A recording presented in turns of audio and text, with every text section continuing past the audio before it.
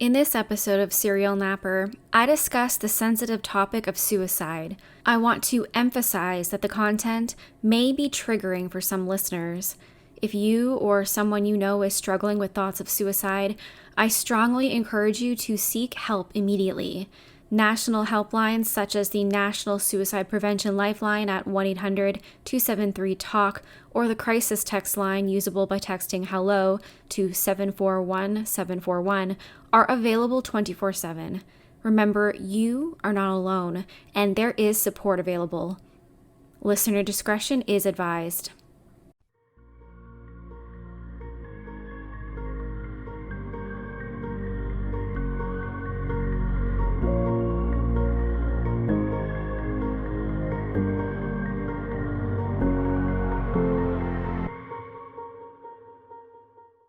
Hey everyone, my name is Nikki Young, and this is Serial Napper, an international true crime podcast.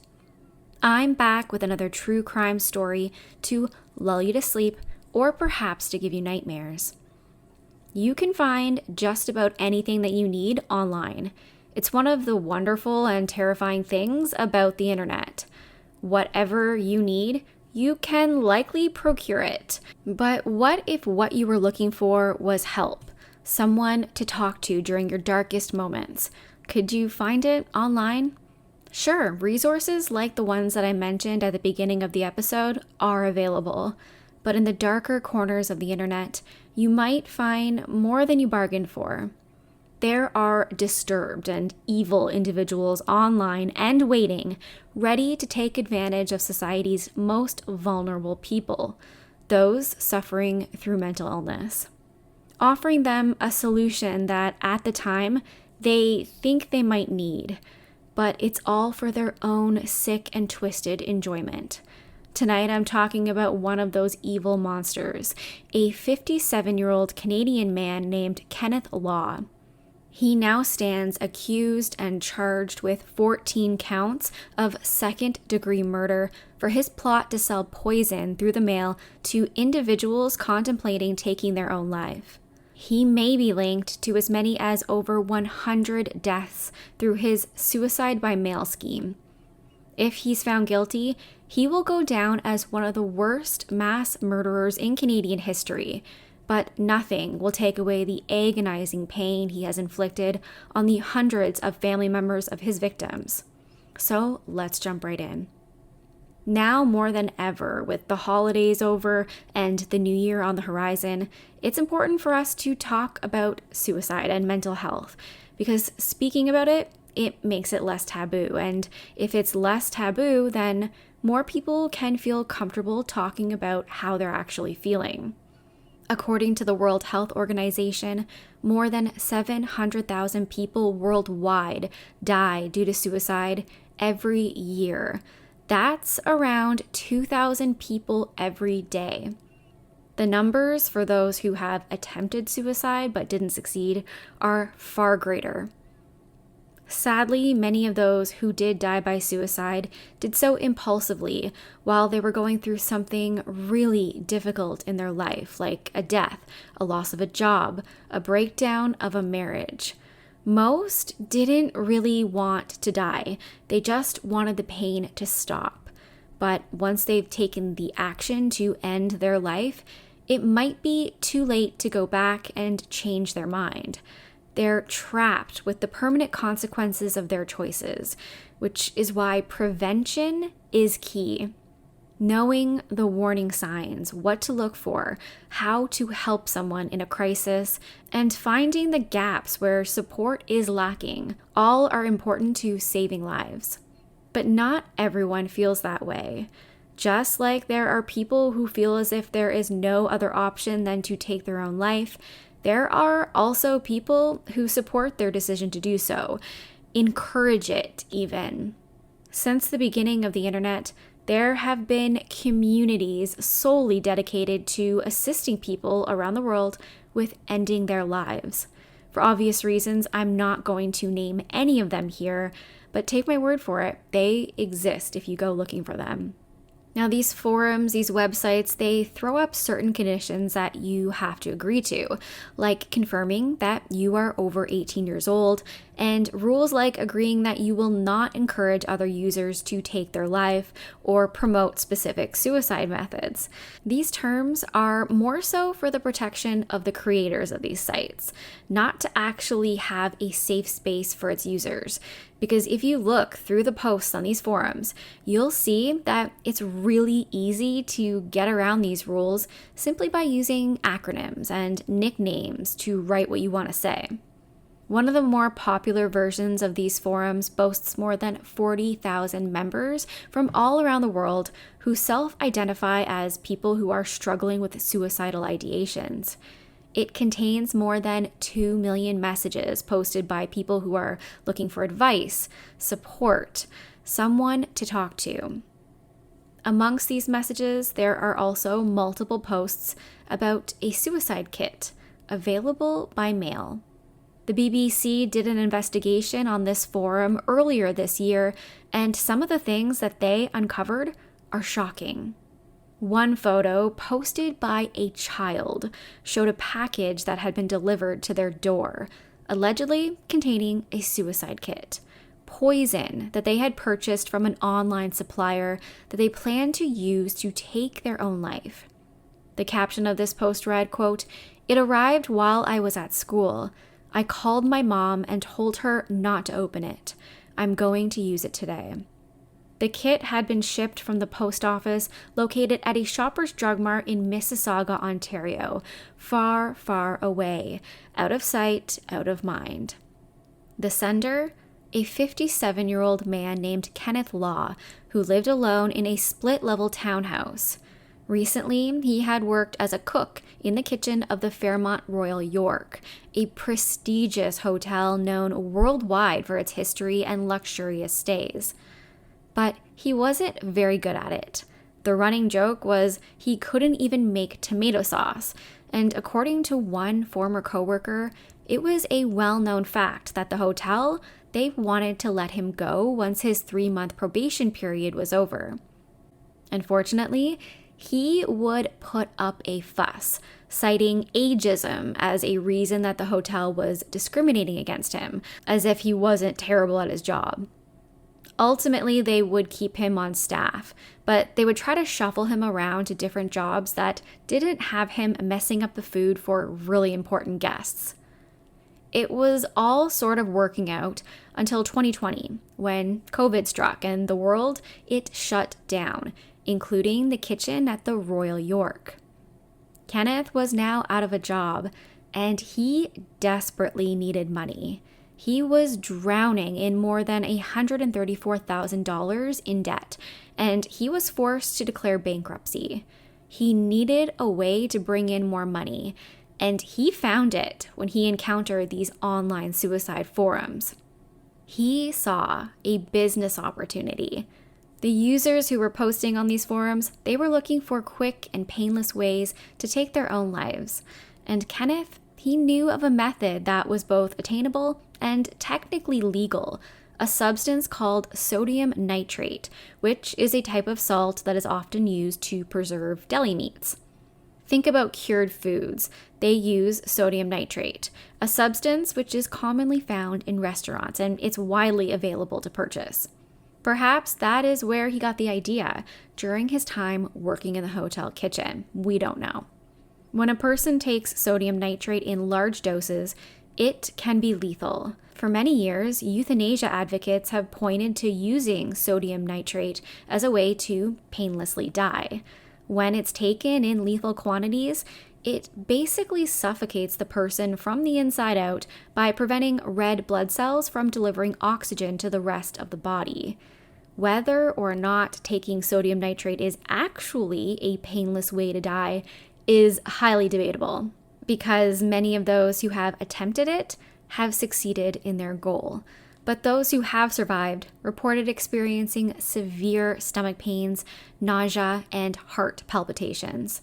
During the lockdown, when people were particularly suffering with their mental health, Kenneth Law decided to set up several online storefronts to sell these suicide kits containing sodium nitrate, which in Canada is fairly easily attainable. On one of his shops, called I'm Time Cuisine, he sold 50-gram packets of the powder for $59 each, a great markup when you can get it from wholesalers for about $15 a kilo. While the website didn't explicitly say that these kits were to be used for suicide because that would be illegal, these kits were marketed on the forums specifically for that use. When the kits shipped to the customer, they included no specific instructions on how to use it, but the instructions could easily be found on the forums, the same forums that they used to purchase the kit. Alongside these salt kits, Kenneth sold products like hot sauce in an attempt to hide the true intentions of his shop. On other versions of his site, Kenneth went as far as to offer personal consultations on how to use the products for about $150. For years, he would sell multiple kits a day to customers from all around the world. He'd package them up from his living room in Mississauga and ship them out from his local Shoppers Drug Mart. Meanwhile, coroners from Canada, the UK, and several other countries, they were noticing an uptick in strange sudden deaths that appeared to be linked to an overdose of sodium nitrate. And they weren't the only ones who were taking notice. The family members of Kenneth Law's customers, they began to piece together what was happening and how their loved ones were dying. One such family was the Ramirez family, who lost their transgender daughter Noelle to suicide after she had ordered one of Kenneth's kits online. Noelle had struggled for years with her autism, OCD, gender identity, depression, and suicidal thoughts. She had tried unsuccessfully to take her life once before, and her family, they really rallied around her with love and support. Sadly, at that same time, Noelle was being encouraged to move forward with taking her life by strangers on one of these forums, and her family, they were basically powerless to stop it, completely unaware of what was happening online. In March 2023, Noelle said goodbye to her family, and then she went to her room and posted a goodbye thread on one of these suicide forums. She talked about how she had ordered the kit online and was preparing to take it that night. The response that she received was overwhelmingly supportive of her decision to take her own life without giving it any more thought. And so she did. She consumed the salt kit, and then she climbed out of her bedroom window to stumble a few blocks away to a park. She didn't want her parents to find her in that condition, but she did call the police to let them know where they could locate her body. Then Noelle went unconscious, and she never woke up again. Noelle is just one of hundreds of people who used one of Kenneth Law's kits to take their own life. There would be many more all across countries like Canada, the US, the UK, Italy, and New Zealand, just to name a few. Families began calling their local police with information that they discovered after their loved ones' deaths. Kenneth Law appeared to be hiding in plain sight. His websites, they were easily accessible by anyone, and some of them even included his full contact details. The product that he was selling online, it was legal. Without proof that he was encouraging people to use the product to kill themselves, there wasn't really much that could be done by the authorities. And then the family of one of Kenneth's customers became truly fed up with the lack of progress, and they decided to take things into their own hands. 22-year-old Tom Parfett purchased and used the suicide salt kit in October of 2021, successfully taking his own life in a London hotel room. Tom's father, David, discovered the connection between his son's death and the kits that were available online. He tried putting pressure on his local government to get an investigation going into what was happening, but when that didn't pan out, he went straight to the media for help. Really smart. David worked with the editor of The Times in London, James Beale. Together, they sort of set up their own sting operation. Beale called Kenneth on the phone, pretending to be a customer who was interested in purchasing one of his kits. It didn't take much for Kenneth to completely spill the beans about the true intention of his online business. Without prompting, Kenneth detailed how to use the kit for suicide and even encouraged Beale to go through with the purchase. This was proof that what Kenneth Law was doing was in fact illegal. He was encouraging people to take their own lives and providing advice on the best way to do it with his kits. James Beale from The Times handed over his evidence to the local police organization where Kenneth Law lived, the Peel Regional Police in Mississauga, Ontario, Canada. They already had an active investigation going into Kenneth's activities after they had received multiple complaints by family members who had lost their loved ones to suicides linked to these salt kits. There had been grieving families from all around the world who had come forward with their own stories linking back to Kenneth Law's website. One woman from Detroit reported that her 17-year-old son had burst into her room screaming, "I want to live," after consuming the suicide salt kit. Sadly, it was too late to save him. But all of these stories helped to finally shut Kenneth Law down 3 years after he began his online suicide kit business. On May 2nd, 2023, he was arrested at his home, standing accused of sending at least 1,200 packages to people in more than 40 countries. Initially, he was charged with 14 counts of counseling or aiding suicide. But as the investigation progressed and more police agencies from across the world became involved, it became apparent that this was much more than simply aiding suicide. Recently, those charges were upgraded to 14 counts of second-degree murder, all related to the deaths of Canadian individuals ranging in age from 16 to 36 years old. Police have said that there is more than one victim under the age of 18 years old. These charges do not include all of Kenneth Law's alleged international victims. In Britain, it's believed that at least 272 people purchased products from Kenneth Law's various websites, and at least 88 of them died. That number is expected to grow as the investigation continues. Kenneth Law has so far disputed these charges. His story is that he was doing something good, taking away people's pain. In an interview with the media, he pointed to his upbringing as the reason for building these online businesses. He said that when he was younger, his mother had a stroke and was basically bedridden. She couldn't speak or eat, and she had a very low quality of life. He claimed his religious father refused to take her off of life support, despite the fact that she was not likely to ever get any better. According to Kenneth, he launched the websites because he wanted to help people end their own suffering. For those not living in Canada or who aren't aware, medically assisted dying is available in Canada through the MAID law. But of course, if you are someone who is looking to use this kind of service, there are hoops that you must first jump through to ensure that you are mentally capable of making such a big decision and that you're completely sure of it. Anyone who is looking to use medical assistance to die has to meet certain requirements.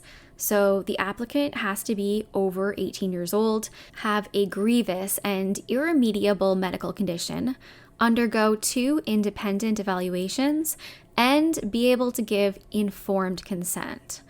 These steps are important to ensuring that the person really wants to go through with it and that it isn't an impulsive decision. Also making sure that they fully understand what they're consenting to and the ramifications of that decision. One cannot simply take it upon themselves to offer this kind of service, no matter what kind of holier-than-thou motive that they claim to have behind it. Still, according to Kenneth's lawyer, he plans to plead not guilty to the charges, saying that the charges are based on a, quote, novel interpretation of the law. To my knowledge, in Canada, there has never been a prosecution for counseling or aiding suicide where the conduct in question is selling an otherwise legal product on the open market. This is according to his lawyer. Today, he remains in police custody, awaiting trial. If he is found guilty of the second-degree murder charges, he faces spending life in prison, which in Canada is 25 years before they are eligible for parole. Once he faces his charges in Canada, it's quite possible that he may be extradited to other jurisdictions to face even more murder charges. It's believed his poison kits have killed hundreds of people worldwide. For now, we wait until the end of January for his case to return to the courts.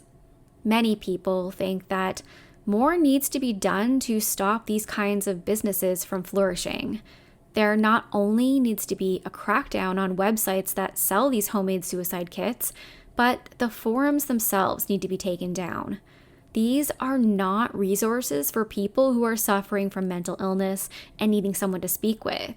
They are oftentimes filled with people who want nothing more than to see other people suffer and die.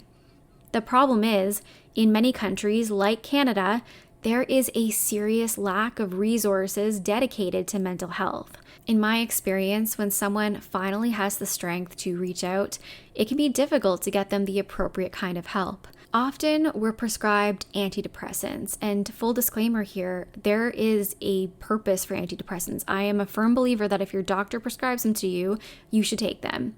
But then we're just sort of sent on our way with very little follow-up care. So we self-soothe. Like we do when we need to help ourselves with other things, we turn to the internet for advice. And it's not the first time that we've seen something like this happen in Canada. It reminds me of a local story from 2008 that I remember well because there was a huge search effort in my city. Nadia Kajuji was an 18-year-old university student who had been struggling with really difficult life events. She had a big breakup happen, and then she had a recent miscarriage. She was really depressed and suicidal. She would throw herself into the river as part of a suicide pact that she made with someone online. Someone that she believed to be a nurse from Minneapolis named Cammie D. She thought this person was a friend, but Cammie D was actually a married father of 2, and he had no intention of taking his own life. He simply thrived on the adrenaline of encouraging someone else to do it. He would serve only 178 days in jail for his role in Nadia's death, as well as his role in assisting the suicide of another 32-year-old from Britain. And it's wild to me that we give criminals like this such a light sentence when they were so instrumental to the events that led to these people's deaths. They could have been a light at the end of the tunnel, but instead they were a monster lurking in the dark. These individuals need to be named and shamed and have it made clear that they can no longer hide behind a screen name and a keyboard. There are real consequences for their actions, just as real as the consequences that the families of their victims must live with forever. Like the mother of 19-year-old Ashton Prosser, who was just a month away from his 20th birthday when he bought a suicide kit from Kenneth Law and ended his own life. His mother would say, quote, "I have never experienced my heart break the way it has this year. There was definitely anger and an onset of who's at fault for this, but I want to sit in a place of forgiveness, not retribution." She said that her son began struggling in high school when he was a teenager. It got a lot worse post-COVID when all of his university classes moved online and he fell behind. The day that he took his own life, he called his mother on the phone and chatted with her about her dogs and an upcoming trip that she was going to be taking. Then they said that they loved each other and hung up. A little over an hour later, she would get the phone call that her son had killed himself. She would say, quote, "He knew he was calling to say goodbye. I'm grateful for that phone call. He didn't do that for anybody else, but for me." It was like all of this potential it's just gone. We're not doing enough. There isn't support for everyone who's struggling in mental health. That's it for me tonight. If you want to reach out, you can find me on Facebook at Serial Napper. I also have a Serial Napper true crime discussion group. It's called Serial Society, and I'll have the link in my show notes. I'd love to chat with you about all of the cases that I cover and everything else true crime. You can find my audio on Apple or Spotify or wherever you listen to podcasts. I post all of my episodes in video format over on YouTube, so go check it out. And if you're watching on YouTube, I would love if you can give me a thumbs up and subscribe. I'm also over on X, formerly known as Twitter, at serial_napper, and I'm on TikTok, Serial Napper Nick, and that's all one word. Until next time, sweet dreams, stay kind, especially in the comments. Bye.